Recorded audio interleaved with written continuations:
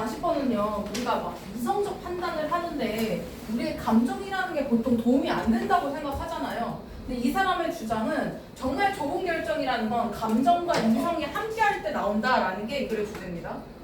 첫째 보시면 The Study of Emotions. 자, 연구는요, 이 감정과 의사 결정에 관한 연구는 이제는 of considerable importance, 상당히 중요하다. 여기 오브 더하기 명사 형태 보시죠. 오브 더하기 추상 명사가 오면 이게 형용사를 바꿀 수 있는 거거든요. 그럼 여기서는 형용사로 바꾸면 일단 considerably가 돼야 되겠죠. 형용사로 바뀌니까 뒤에가 형용사 수식은 부사가 이렇게 같은 거라는 겁니다. 지금 상당히 중요하다 이렇게 해석하시면 돼요. 오케이. 그래서 이 감정과 의사 결정에 관한 연구가 현재 상당히 아주 많이 중요하다. 자, 이 연구는 포함하고 있다. application, 다양한 도구들의 적용을 포함하고 있다. 어떤 도구인지를 지금 afforded라는 분사로 설명하고 있죠.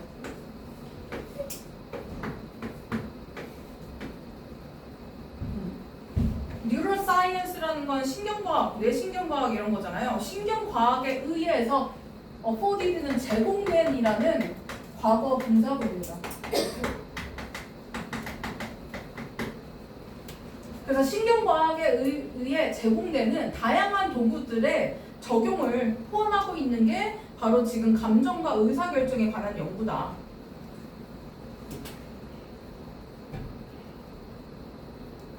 그래서 이 연구 중에서도 가장 중요한 연구가 어디 있냐면 One important stream, stream은 흐름이에요. 흐름. 하나의 중요한 흐름은 of the literature. 여기서 literature라는 건 문학 아니라 참고 문헌할 때 문헌입니다. 어떤 연구 자료들을 얘기하겠죠. 이런 문헌의 한 가지 중요한 흐름은 examines, 여기가 동사죠. examines, 검토하고 있다. 그 다음에 검토하는 대상이 나오거든요. 첫 번째가 뭐냐면 사람들. 어떤 사람들을 갖고 지금 검토 조사를 하고 있냐면 뇌손상을 입은 사람들에 관한 어떤 연구를 하고 있고요. 그리고 두 번째 연구가 뭐냐면 여기 쪽에 길어. 여기까지가 일단 핵심 내용이거든요. 끝까지인데 여기까지 이렇게. 어떻게 데미지가 to particular parts of the brain, 특정한 뇌의 영역의 어떤 데미지가 known to be responsible for particular cognitive functions. 지금 known to be responsible for particular cognitive functions까지도 묶어서요. 이게 PP 형태잖아 지금 known이. 그럼 얘도 과거분사. 그럼 얘도 앞에 있는 명사를 수식하고 있는 거죠. 이 명사가 어떤 거냐면 뇌의 특정 영역. 특정 영역에 대해서 또 설명을 해주고 있는 거예요. 특정 영역에 입은 데미지. 그 특정 영역이 어디냐면 특히 어떤 인지적 기능을 책임지고 있는 것으로 알려져 있는 특정 부위. 이렇게 설명하고 있는 거죠. 커그니티브라는 건 인지적인, 우리가 인식하는, 있는 그대로를 인식하는 기능을 맡은 영역에 지금 데미지가 impact, 영향을 미치는지를 연구하고 있는 거죠. 그럼 봐봐. 지금 요 목적어 두 번째 거의 핵심 내용은 의문사, 주어, 동사 이렇게 온 거죠 지금. 그 다음에 여기 접목 이렇게 왔고. 요게 핵심 내용이고요. 이 사이에 수식어가 두 개씩 붙어 있는 거예요. 어떻게 데미지가 영향을 미쳤는지 의사결정에 이게 핵심 내용이고 이 데미지에 대한 설명이 뭐냐면 우리의 인지기능과 관련되어 있는 특정 부위에 손상을 입었을 때 이 손상이 의사결정에 미치는 영향력이 무엇인지 어떤지에 관한 연구를 하고 있다. 그래서 여기에 연구 대상은 뇌 손상을 입은 사람들 그리고 이 사람들에게 이 손상 부위가 특히나 인지적 기능과 관련되어 있을 때 이게 의사결정에 어떤 영향을 미치느냐를 연구했다는 거죠. 그럼 여기까지의 서론을 정리해보면 지금 감정과 의사결정의 연구가 중요해졌대요. 감정과 의사결정이 어떤 관계인지에 관한 연구가 중요해졌다.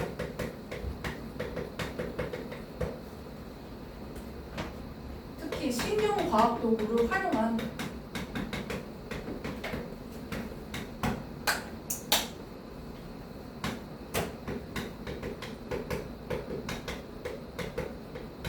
연구가 중요해졌다. 그 대표적인 연구가 밑에 나오는 뇌신경과 관련된 연구입니다.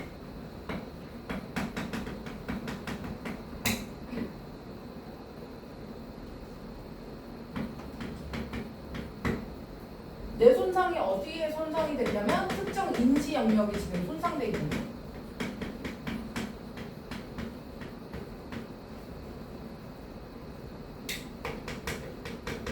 영역의 손상과 의사결정의 관계를 알아보고자 한 거죠, 지금.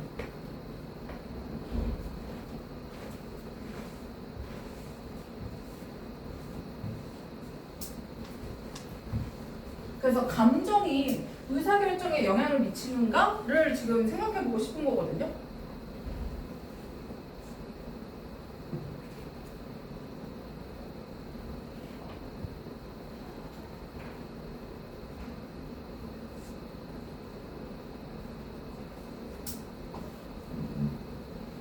그 연구가 이제 예시가 나오죠. 이 연구의 한 가지 예시는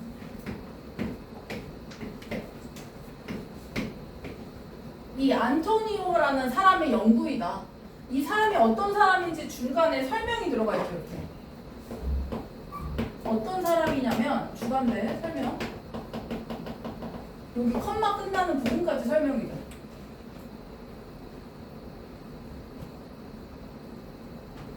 아니다. 여기 끝까지다. 여기 끝까지네요. 후파 이제 발견한 사람이야. 뭘 발견했어? 지금 동사, 목적어 이렇게 돼 있죠. 그 다음에 뒤에 여기에 왼절이 또 중간에 들어가 있는 거거든요. 이렇게. 대절 안에 왼절이 또 들어가 있는 겁니다. 부사절로. The emotional part of the brain. 이 뇌의 감정적인 부분이 is damaged, 손상될 때 이것이 실제로 뭐하더라?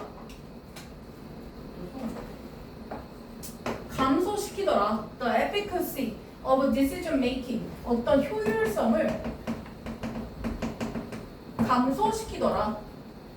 의사결정의 효율성을 감소시킨다라는 것을 발견한 사람이 바로 이 안토니오라는 사람이고 이 사람의 연구가 여기에 핵심 내용입니다. 그래서 지금 후절이 여기부터 여기 끝까지가 다 후절이고 후절 안에 대절이 있고 또 대절 안에 왼절이 있는 구조입니다. 지금 수식을 잘 보세요. 그래서 주관대라서 지금 동사가 왔고 목적어가 대절인데 그 대절 안에 또 왼절이 들어가 있다. 길어. 그래서 이 사람이 연구한 결과는 뭐냐면 우리의 감정 부분이 손상이 될 때 의사결정 능력도 떨어지더라. 그 말은 무슨 말이냐면 좋은 결정을 내리는 것에는 감정적인 부분이 있어야 된다 아니다? 지금 감정이 손상될 때는 의사결정이 효율적으로 못 내린다는 건 우리의 좋은 결정에는 반드시 감정적 부분이 있어야 된다는 걸 다시 반증하고 있는 거죠. 그래서 좋은 결정이라는 건 산물이다. 뇌의 감정적 부분의 산물인 것이다. 우리가 항상 생각하기를 감정이라는 건 이성적 판단에 도움이 안 된다고 생각하지만 실제 결과는 그렇지 않았다라는 거예요. 그래서 뇌의 감정적 부분의 산물이고 이 감정적 부분의 산물, 이 감정적 부분이라는 것은 여기서 또 설명해주고 있죠. 어떤 부분이야? working in conjunction of 여기 in conjunction of도 그냥 간단하게 with라고 보시면 되거든요. with 그냥 뭐뭐와 함께 이렇게 간단하게 with로 그냥 기억을 해주세요. The deliberative part 여기서 숙고적인 이런 뜻이거든. 숙고적이라는 건 내가 굉장히 깊이 생각하는 걸 얘기해요. 그래서 이게 여기서는 이성적 파트라고 보셔야 됩니다. 생각을 많이 하는. 그 다음에 prudent, 굉장히 신중하게 이성적으로 생각하는 이런 개념이라고 보셔야 됩니다. 그래서 좋은 결정이라는 건 감정적인 부분의 산물이다. 이 감정적인 부분은 작동해요. 누구와 함께? 숙고적인 부분과 함께 작동하는 것이다. 그 말은 결국 뭐야? 감정과 이 이성이 함께 판단을 해야 좋은 결정을 내릴 수 있다는 거죠. 그래서 지금 이 이모셔널 파트가 이모셔널적 개념이랑 여기 deliberative라는 개념은 서로 다른 개념입니다. 이게 rational이에요.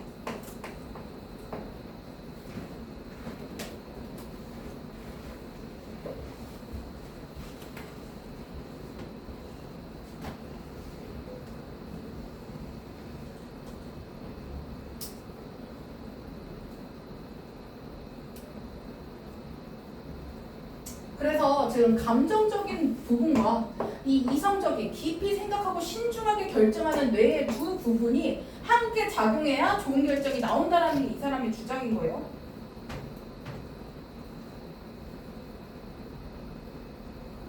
그래서 이런 개념은 우리의 일반적인 생각과 다르다는 거거든요. 이것은 contradict는 모순되다, 반박한다 뭐 이런 뜻이거든요. 그래서 여기서는 모순된다. 그래서 무엇과 서로 다르다라는 점에서 conflicts with 그 다음에 반대된다 opposes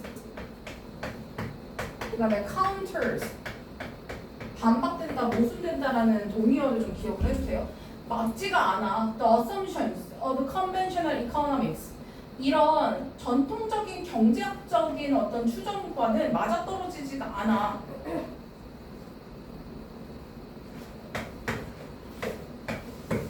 컨벤셔널이라는 건 트라디셔널의 의미죠. 그래서 기존의 우리의 통념 같은 거라고 보시면 되거든요.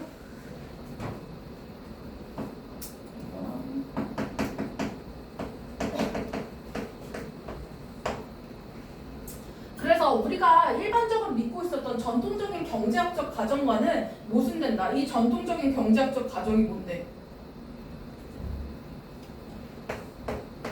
감정은 이성적 결정에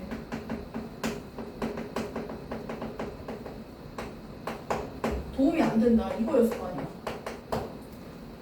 뒤에 표현 나와 있어요. Where 어떤 관점이냐면 설명을 그대로 해주고 있습니다. 감정이라는 게 play a negative role. 어떤 개념이야? 감정이 부정적인 역할을 한다. 어떤 의사결정의 과정에서. 이런 전통적인 개념 과정과 아주 모순되는 내용을 갖고 있다.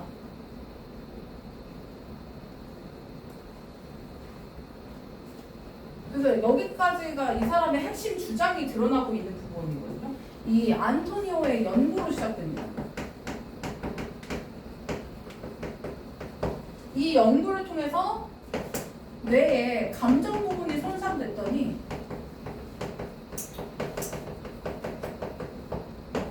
우리가 의사결정 효율성이 감소하더라.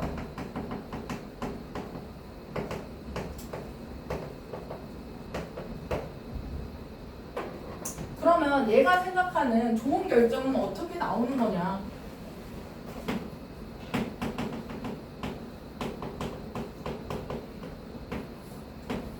좋은 결정이라는 건 숙고적인 부분, 즉 이성적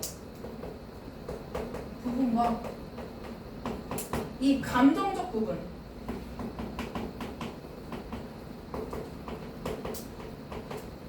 상호 작용이 만들어내는 거다. 어느 한 가지만으로는 좋은 결정을 내린다고 볼 수 없다라는 게 이 사람의 주장인 겁니다. 지금 여기까지 정리해 보면.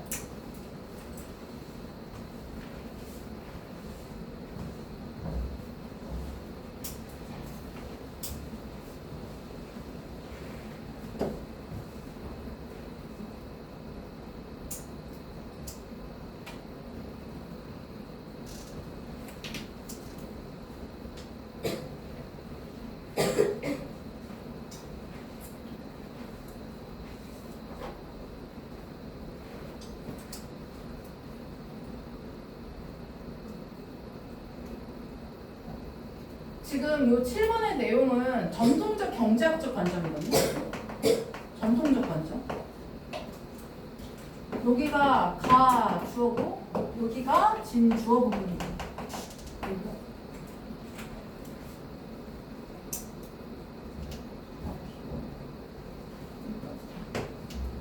진주어부터 보시면 의사결정이라는 건 can be modeled, 모델링 될 수 있다.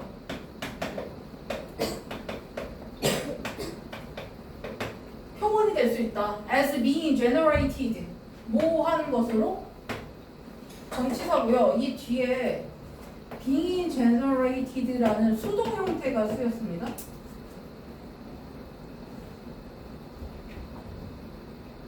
그래서 생성되는 것으로, 이루어지는 것으로 모델링 될 수 있다. In a stoic, unemotional fashion. 이 전통적인 관점에서는 굉장히 이성적이고 냉정한 어떤 부분만이 우리의 의사결정 파트가 만들어지는 거라고 생각하는 거잖아. 그래서 이 의사결정이 모델링 된다. 의사결정이 추출된다. 생성되는 것으로 in a stoic, unemotional. 굉장히 냉정하고 감정이 없는, 감정적이지 않은 방식으로. 패션은 방식.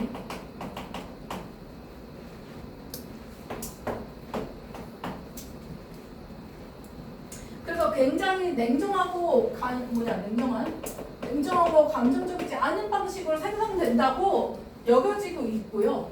그리고 그것이 바로 이유이다. 여기 that 다음에 the reason 생략되어 있는 거죠. 관계 부사. 그리고 그것이 이유이다. 의사 결정, 이 결정이라는 것이 tend to be optimal.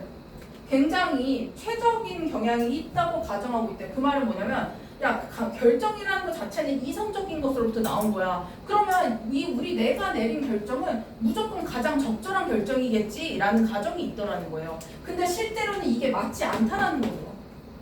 그렇죠? optimal이라는 건 최적의라는 뜻입니다.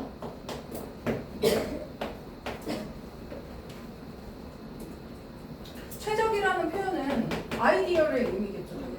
이상적인. 그래서 야, 의사결정은 냉정한 뇌의 부분에서 결정을 내리는 거니까 무조건 적절한 걸 거야 라고 가정하고 있다는 거죠. 그래서 의사결정은 뇌의 냉정한 부분에서 이루어지는 것이고 그런 결정은 최적의 것이라고 가정되어 있다. 그런데 연구를 해보니까 증거가 보여주고 있더라는 거죠. 뭐를? 감정이라는 것이 이성적이고 감정적이지 않은 부분이 아니라 이 감정이라는 것이 굉장히 중요하고 그리고 긍정적인 역할을 하더라. 의사결정에 있어서 라는 증거가 발견됐다. 그래서 실제로는 의사결정에 있어서 지금 이성적인 부분만 아니라 감정적인 부분이 상호작용하고 있으니 무조건 이성적인 판단은 우리 결정이 무조건 항상 맞아라고 할 수 없다라는 거죠. 여기까지가 결론 부분입니다. 이 7번 문장은 전통적 경제학의 가정입니다.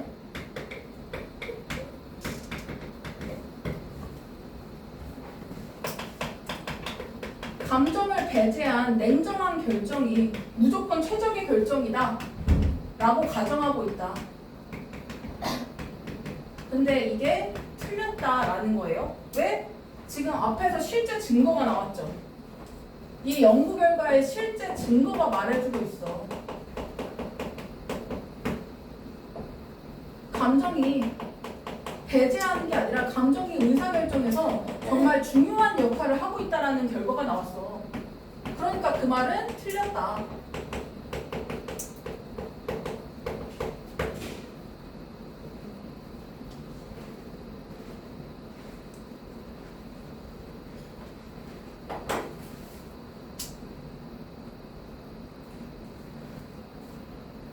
그럼 요약문은 이 부분을 그대로 드러내고 있겠죠.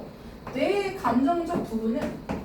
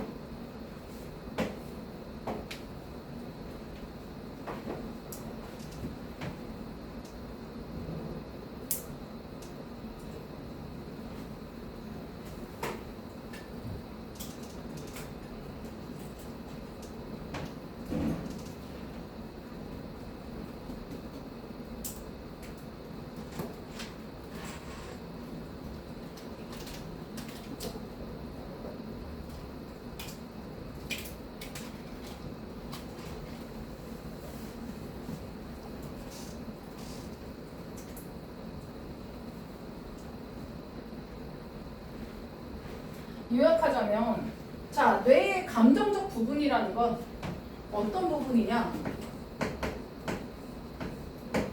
In relation with 뭐뭐과 함께 뭐뭐과 관련하여 그것의 어떤 속도적인 부분, 즉 이성적 부분과 함께 작용하는 이 감정적 부분이라는 건 실제로는 증가시키더라.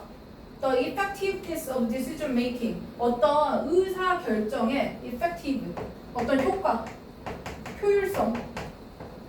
사실은 얘가 증가시키더라.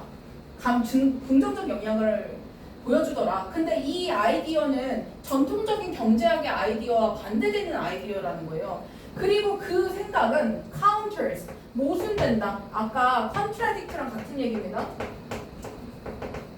모순된다. 생각들과, 감정에 관한 생각들과 전통적인 경제학의 의사결정 과정에 있어서의 감정에 대한 생각과 모순된다. 그럼 모순된다라는 건 얘네는 부정적인 역할을 할 거라고 봤는데 실제로는 긍정적인 역할을 하더라 라는 이유 때문에 모순적이라고 설명을 하고 있는 거죠. 됐나요?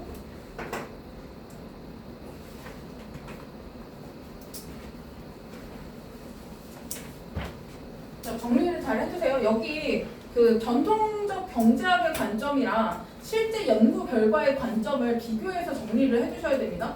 전통적 경제학의 관점은 감정이라는 것이 도움이 안 된다. 실제 연구 결과는 그렇지 않았다. 이걸 명확하게 구별을 해주시고요. 뇌 영역에서 이모셔널 파트랑 아까 딜리버러티브 파트를 구별을 잘 해놓으셔야 됩니다.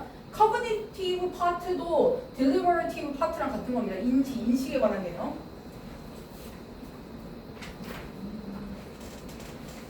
빨리 문법을 끝내버릴게요.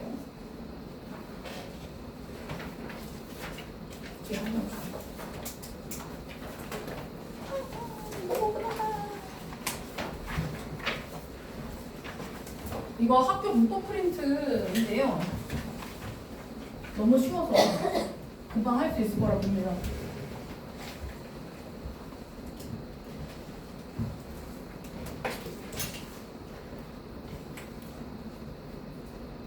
가정법 과거 완료 표현이었거든요. 우리 교과서에 있었던. 가정법 과거 완료는 일단 뭐에 반대? 과거 완료. 과거 사실에 반대입니다. 그래서 가정법일 때는 하나 더 과거를 보내야 되거든요. 그래서 가정법의 문장을 이 형태를 반드시 기억을 해주셔야 되는데요. if절과 주절로 나눠져 있습니다. if절에는 과거 완료니까 과거 시제 그대로 쓰고 과거 완료 시제 그대로 쓰면 되니까 had pp. if절엔 had pp. 그 다음에 주절에는 조동사의 과거형과 had pp를 쓰는 게 이 기본 형태입니다. 근데 이 가정법 과거 완료에서 이 부분의 해석이 어떻게 되냐면 만약 뭐뭐 하지 않았더라면, 뭐뭐 했더라면 뭐 이런 뜻이거든요. 이런 의미인데 긍정문일 때는 이렇고요. 그 부정문일 때 뭐뭐 하지 않았다면 이라는 의미가 돼. 근데 특히나 이 without이랑 쓰이는 경우가 있어. 즉, 이 if 부분을 without으로 바꿀 수 있을 때가 있거든요. 그럼 해석이 뭐 때문이냐면 만약 뭐뭐이 없었다면 이 표현을 간단하게 전치사로 바꾸자 해서 without으로 바꾼 거예요. if를. 이 부분을 바꾼 겁니다. 앞에 부분. 그래서 이렇게 명사구로 간단하게 쓸 때도 있는데 이때 without은 뭘로 바꾸냐면 이 가정법 과거 완료로 표현이 가능하겠죠. If it had not been for의 형태, 만약 뭐뭇이 없었다면 이라는 가정법의 형태로 쓰거나 아니면 간단하게 but for로도 바꿨을 수 있다. 그래서 1번, 2번, 3번 그리고 또 하나가 뭐냐면 원래는 이게 도치도 돼요. if 생략하고 주어 동사 순서 바꾸는 거. had it not been for 이렇게 네 가지로 바꿨을 수 있다는 거야. 그래서 이 네 가지 적어도 이 3번까지는 바꿨을 수 있어야 됩니다. without, but for, 그 다음에 if it had not been for, if 생략하고 도치시켜서 had it not been for 이렇게 네 가지 경우로 만약 뭐뭇이 없었다면 표현할 수 있었다는 거죠. 그럼 봐봐, without him 썼어. 뒤에 봤더니 조동사 과거에 have pp 보이시죠? 그럼 가정법은 과거도 있고 과거 완료도 있거든요. 조동사 과거에 have pp가 나왔다는 건 과거 완료 써야 되는구나를 알아야 된다는 거야. 이 뒤에 걸 보고. 그럼 without을 쓸 때 바꾸는 건 요걸로 바꿔야 되겠죠. If it had not been for까지 쓰고요. without 뒤에 있는 명사를 그대로 갖다가 뒤에다 넣으시면 됩니다. 만약 그가 없었더라면 우리는 그 경기에서 졌을 거야. 이렇게 과거의 시제를 반대로 가정해보는 걸 가정법 과거 완료라고 합니다. 그 다음에 without 말고 아까 but for도 가능하다고 했죠. but for him 이렇게 왔다 갔다 바꾸실 수 있어야 됩니다. 예전에 안국고에서 이 부분을 서술형으로 낸 적이 있거든요. 그래서 혹시 모르니까 꼭 잘 알아두세요. 이렇게 따로 프린트까지 줬으면 모르니까. 그리고 굳이 시험범에 이 프린트를 넣었다라는 게 약간 의심스럽거든요. 그 다음에 밑에 거 만들어볼까요? 너가 없었다면 그러면 너가 없다면 without you 였겠죠. 그 다음에 나는 성공하지 못했을 것이다. I 조동사 과거 써야 되고요. 하지 못했을 것이다니까 과거 시제였겠죠. 할 수 없다니까 could로 쓸게요. not have pp 요 형태였겠죠. 그럼 가정법 문장으로 바꿔보실까요? 이렇게? if 다음에 보세요.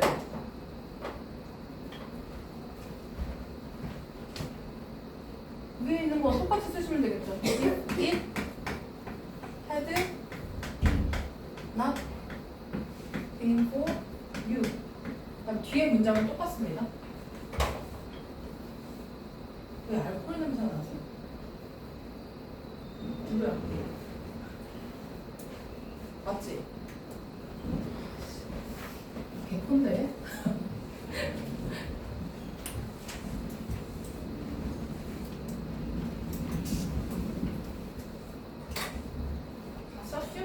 너무 쉽지 않나요? 이거 그냥 계속 바꿔서 대입만 하실 수 있으면 되거든요.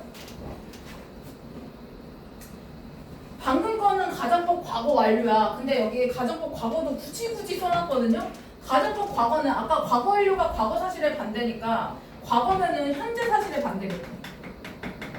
그럼 가정법 과거는 if절의 시제를 과거형으로 쓰라는 겁니다. 과거형 동사. 그 다음에 뒤에는 똑같이 조동사 과거형의 동사 원형을 쓰는 겁니다. 그럼 얘도 아까처럼 if절 부분을 without으로 바꾼다라는 거야. 그럼 그럼 얘도 마찬가지겠죠. 아까 if it had not been for를 대신한 것처럼 얘는 가정법 과거니까 과거 시제로 바뀌었겠죠. If it were not for was 안 씁니다. but for로 바꿨을 수 있다. 그럼 밑에 거 빨리 바꿔보실까요? 너무 쉽죠, 너무 쉽죠. 요 명사만 붙여주시면 됩니다.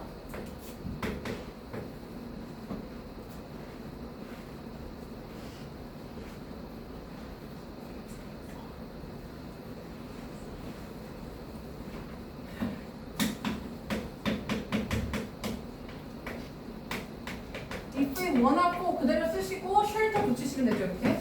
그 다음에 if we want, 나 친절하게 명사도 만들었네. We're not for tigers. 이렇게. 잘 보셔야 되는 게 뒤에 가정법 과거인지 과한인지 구별을 하셔야 돼요. 조동사 과거의 동사 원형이냐, 아까처럼 have pp 있냐를 보고 과거로 쓸지 과완으로 쓸지를 결정하셔야 됩니다.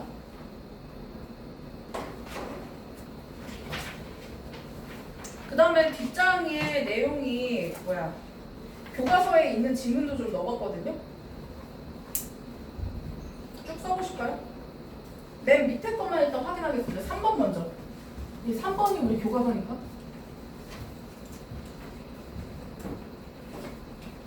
if로 시작하는 거 하고 그다음에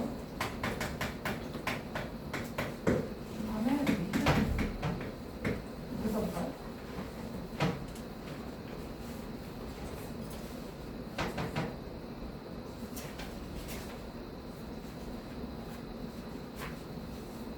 교과서 문장입니다. 그의 행동이 없었다면을 앞에 이걸 바꿔주세요.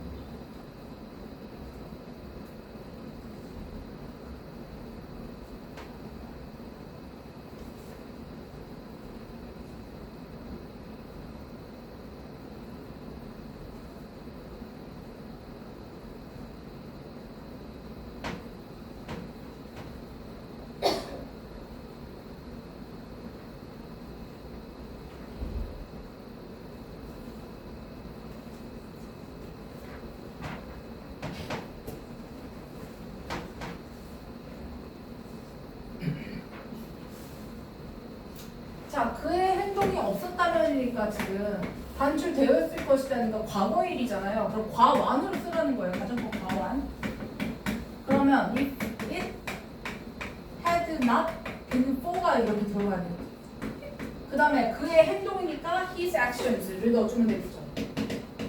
그의 행동이 없었다면 그것들은 would have been 하게 된 거니까 수동 destroyed or 반출되다 taken overseas였죠. 이렇게 써주시라는 거고요. 그 밑에 건 똑같죠. But for without his actions. 그리고 나머지 문장 똑같이. 그 다음에 여기는 이 구절 없애고 도치시켜야 되니까 had it not been for 이렇게 his actions. 이렇게 콤마.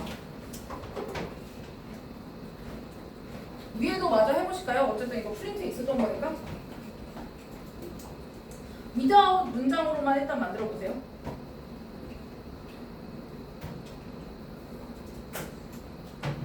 수야 다 썼어? 주호는? 다 썼어?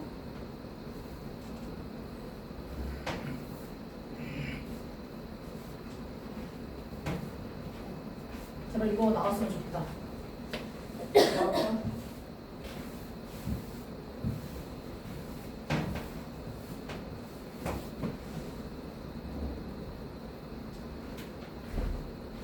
가장법 과거인지 과한인지 보셔야 됩니다.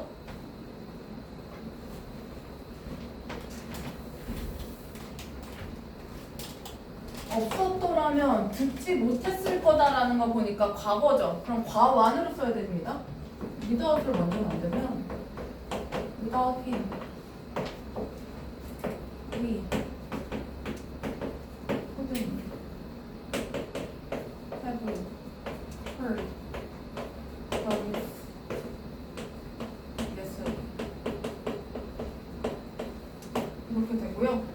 without을 if절로 바꾸면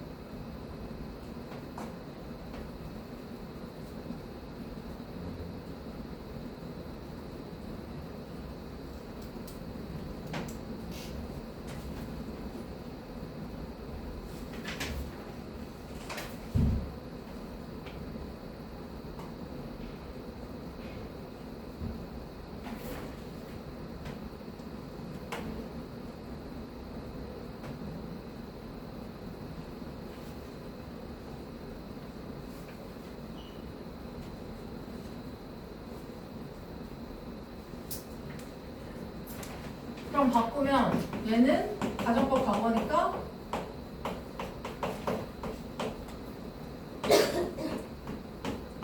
이렇게 쓰고 걷고 힘 이렇게 쓰면 되겠죠. 어렵지 않습니다. 쉽지 않대요. 그 다음에 이 밑에 거는 가정법 과거죠. 지금 없다면 않을 것이다. 그러니까 현재잖아요. 그래서 이거는 without water 이렇게 without water 물이 없다면 그 다음에 지구상의 생물 life on earth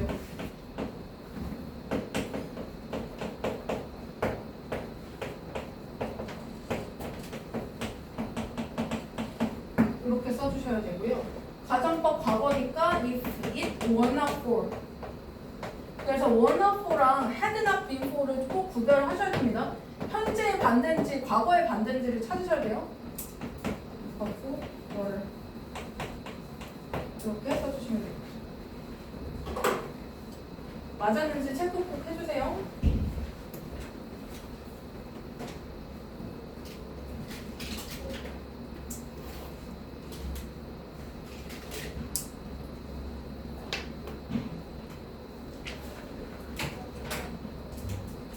네, 수고하셨습니다. 지금 진도가 다 끝났고요.